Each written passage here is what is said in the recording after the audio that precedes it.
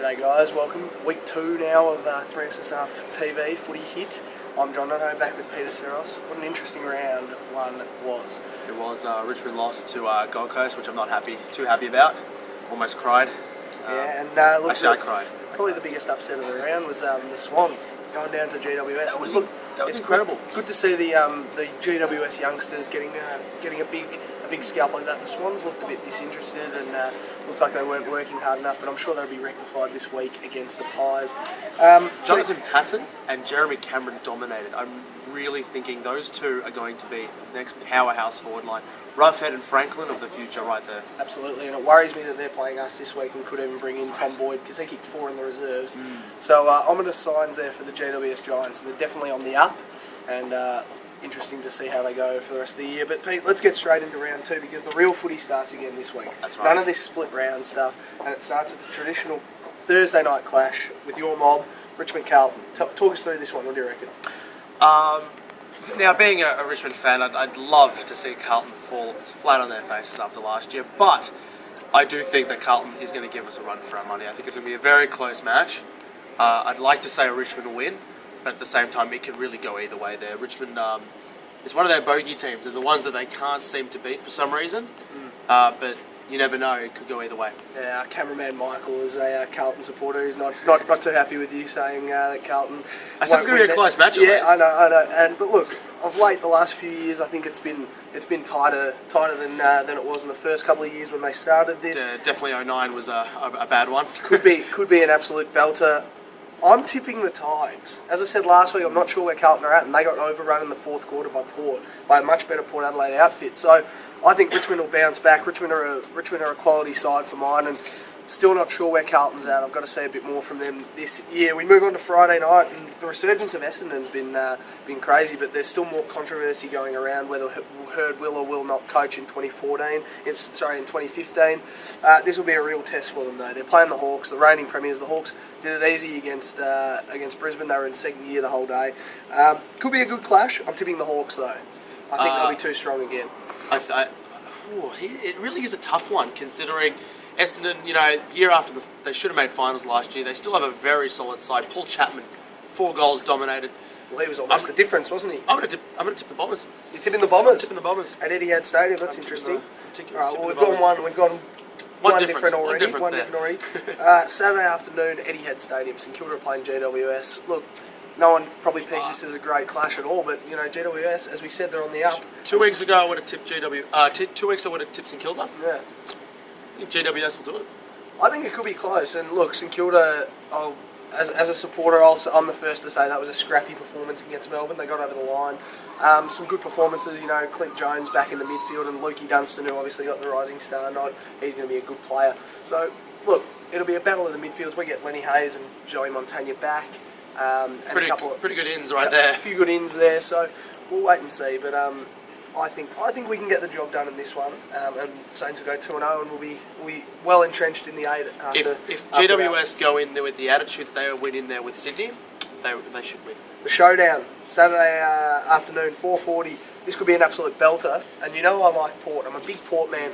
Jared Pollock's come along in leaps and bounds. I feel he's probably the recruit of the year. He showed his class in the fourth quarter there against Carlton, and I think Port are going to win this one, mate. I'm going to agree with you right there. Port Adelaide for me as well. Adelaide looked alright against the Cats, but were showing up against a better side.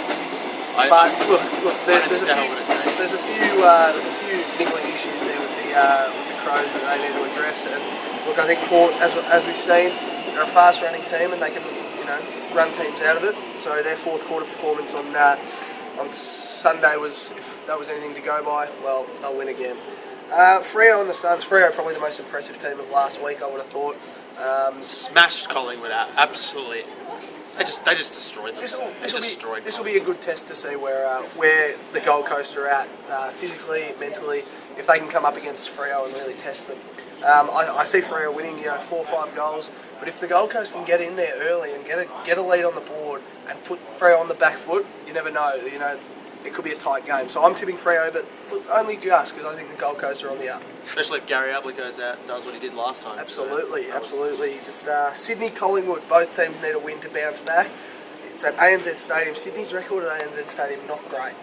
Collingwood seems to always get on top of these clashes, even though they're close. I'm going to tip Collingwood, but would love to see Sydney win.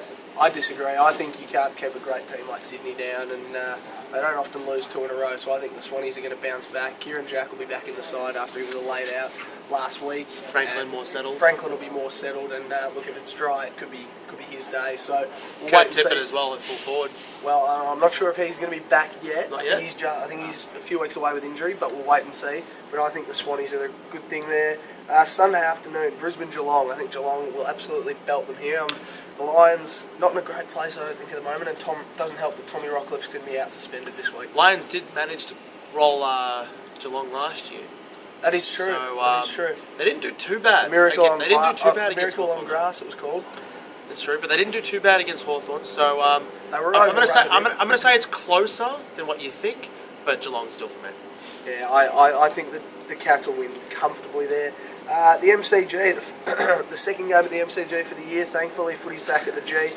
Melbourne, West Coast. And I don't see Melbourne really challenging the Eagles. The Eagles were sublime the other night. And the Eagles, they could really be the bolter of this year. They could jump up into that top 8, top 4, top 6 region. So Well, everyone tipped them to be eye on top 8 last year, and it didn't happen. So they've still got the list for it. well, Adam Simpson's a good coach. He's well drilled, and he's got that team well drilled, and they got some good youngsters coming through. So it'll be interesting to see. But look, they could be a good side this year, the West Coast Eagles. So West Coast for the both of us? Yeah, West Coast, mate. And the final game of the round, Etihad Stadium, 4:40 Sunday. Western Bulldogs, North Melbourne. North Melbourne were disappointing last week. I maintain that they're still going to make the top 4. I think there's too much I'm going to disagree talent with you in on that that one, list. to be There's honest, too much talent in that list, but they're not going to bounce. They are going to bounce back. You know, like they've got Nick Del Santo, Luke McDonald in that side, Sean Atley, Drew Petrie, Brett Harvey. They've got too much talent in that side not to bounce back. So, look, North fans, don't be disheartened by round 1. You haven't won round 1 since 2006, so don't worry about that. We'll be back this week against the Bulldogs. And I think it'll be a good performance. They'll show that last week was just a lapse in concentration, and they'll get over the line. Don't discount the Bulldogs though. They're a good side, but I think the North will get the job done quite easily here. I agree, and I think that's all we have time for again today. So that's the round 2. That's it. That's the round 2 wrap of 3SSRTV. Keep liking the Facebook page. I'm John Nono, Peter Seros, and we'll see you in round 3 next week. Go Saints.